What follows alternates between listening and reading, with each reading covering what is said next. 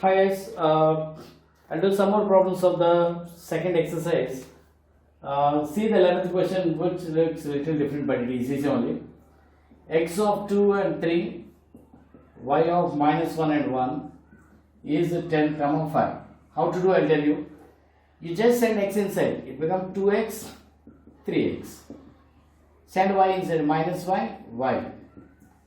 It becomes 10, 5. Now add 2x minus y, 3x plus y. Corresponding elements are added. 10, 5. Now 2x minus y is 10. 3x plus y is equal to 5. By adding 5x equal to 15, x equal to 3. After getting x equal to 3, 3x plus y is 5. 9 plus y is 5. Y is minus 4. Like that you can solve. You can do the 12th also. 13th I do. See, in the 13th question they have given like this. To find fx into fy. How to do it? Fx is this. Cos x minus sin x 0. Sin x cos x 0. 0, 0, 1. And f of y means just we replace y in the place of x. Cos y minus sin y 0. Can we multiply this? Yes, we can multiply because this is 3 by 3 and this is 3 by 3. So columns and the rows are same. So you can do. Now multiply. First row with the first column. All the elements. Cos x cos y minus sin x sin y plus 0. First row with the second column. Minus cos x sin y minus sin x cos y plus 0. Next one, 0 plus 0 plus 0.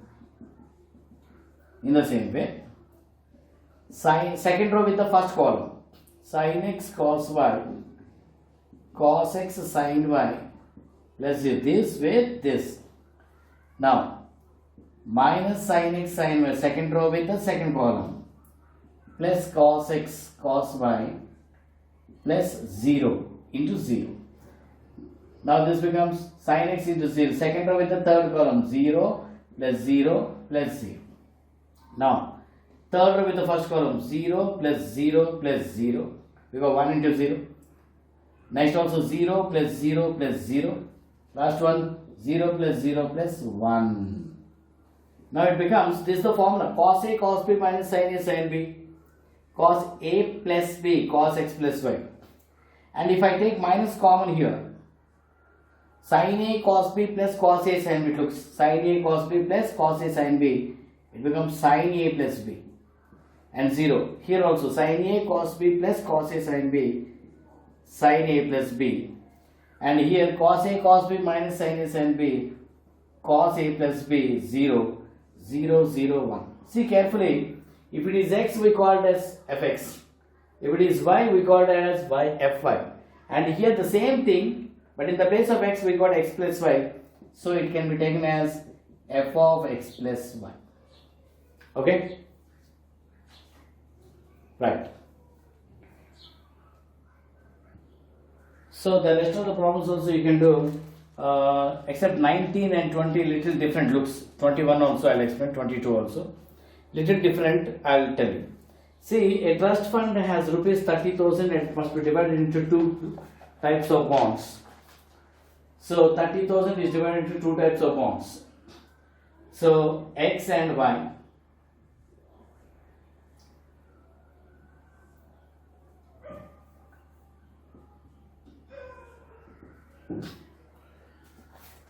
Okay, like this. So this I have taken as 1 by 2 matrix. 1 row 2 column. And here I take 2 by 2 matrix. So that I'll get the values of what matrix you get. If you get 1 by 2, if you multiply 1 by 2 and 2 by 2, you'll get 1 by 2 only. So 1 row 2 columns. That means you'll get the values of x and y. What are x and y? Two different bonds. Okay. So 1 and 1. Why I took 1, 1, 1? X and y, this is 1 and 1 because two not equal parts. One part of x and one part of y. 1 and 1 doesn't mean that both are equal. Both are different. But one part of x, that means x is some share. It can be 20%, it can be 30%, but one share. Y is one share. So the total is 30,000 here. 30,000. The other part is the interest they have given. They have given the interest. The first bond pays 5% of interest per year. Second bond pays 7% of the interest per year using matrix multiplication. This is the bond and this is the interest. First bond pays 5% per year, 5 by 100. This is 7 by 100. So what is the interest then? This is the total bond value. And what is the interest he has paid? The total first bond must obtain, the trust fund must obtain a total annual interest of 1800 in the first problem. I do this problem. Just you change this as 2000 and you do the second problem. This is the thing how we have to manipulate the problem. I mean, you have to make it like you have to convert a problem into a matrix form. So this is the way how to write. See, X and Y are the shares of the bonds, and this is the shares of the bond. Each bond, how many shares? One share of X, one share of Y, and total is this. The first part is the total share. Now the interest. See, this is the percentage of the first bond interest, and this is the second percentage of the second bond interest. Now the total interest value is this. Now when you multiply this, what happens? This is also 1 by 2. Now X into 1 plus Y into 1 and X into 500, 5x by 100 plus Y into 7x Y by 100 is equal to 30,000, 1800. Now X plus Y is equal to 30,000 and 5x by 100 plus 7y by 100 is equal to 1800. So 100 gets cross multiplied. 5x plus 7y equal to 1. Now we solve these two. So you multiply this with 5x plus 5y is equal to 15. 1, 2, 3, 4. 15. Subtract. Simple change. 2y is equal to 30,000. Y is equal to 15,000 interest per year, and when y is 15,000, x will be equal to 30,000 minus 15,000. It will be 15,000. The same problem you change with the interest as 2,000. Okay. Next problem. See, in this problem, the book shop of a particular sale 10 dozen chemistry books, 8 dozen physics books, and 10 dozen economics. All dozens, no? So I write 12 outside, 10, 8, and 10. And the selling prices are given like this, because this respective selling price is here 80, and this is 60, and this is 40. And if you multiply this, you will get the total amount. Is it right? Because we always multiply with 7 shape or L shape. The rows with the columns. See, 12 of, this is of 1 by 3 and this is of 3 by 1. You have to get a matrix of 1 by 1. Okay? 10 into 80 plus 8 into 60 plus 10 into 40. So it becomes 12 of 800 plus 480 plus 400. So 12 into 800, 12 into 1200, 1680.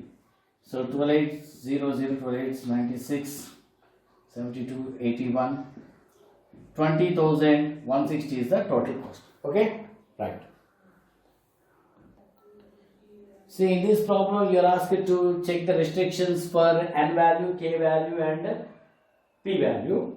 This should exist. P1, p is p by k and 3 by k.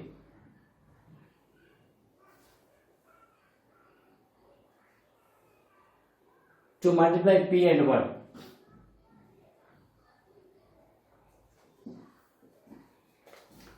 So this should happen. This should happen is p by k and 3 by k should be multiplied. Actually this should exist. And the next one is wy.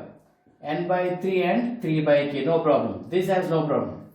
For these to multiply, k should be equal to 3. Is it right? No doubt in this. Now when k is equal to 3, what is the matrix that you get? P by k. And then you should add. And what is the order of the matrix you get at the result? N by k. N by k. Now to add these two should be equal. Is it right? So for addition, the order of the matrices should be same. So k is same, no problem. So p should be equal to n. That means the condition is n equal to p and k is equal to 3, which is the first option, A. Okay. In the 22nd problem, if n is equal to p, for the same condition, n equal to p he has given already. 7x minus 5z. 7x will be of order 2 by n minus 5z. 5z is 2 by p. So to subtract, n should be equal to p. N is equal to p.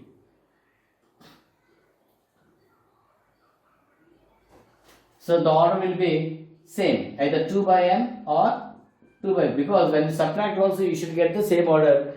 So the resultant order will be 2 by n or 2 by p, because you are asked to take n equal to p. What is given here? Yeah, 2 by n is given. Okay. So in the next video I'll explain you the next content of the chapter. Okay. Bye.